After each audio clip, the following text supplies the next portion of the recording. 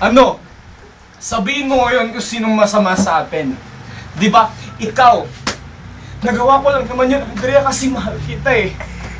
Pero inagaw ka ni Daddy sa akin, Andrea. Anong gusto mo? Di ba? Di ba? Ano? Ano? Bakit? Tatawa-tawa ka pa? Buti na lang ni-rape kita, Andrea eh. Alam mo? Hindi ako nagsisisi kung bakit ko ginawa yon kasi may baby na ako. Ha? Ha? Ano? Salita ka? Ha? Uy! Sir, wala akong ginagawang masama, sir. Bakit kayo ganyan?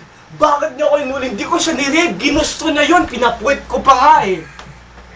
Ewan ko kung bakit nabuntis. Pinipit ko na nga. Ang sama niya, sir, di ba?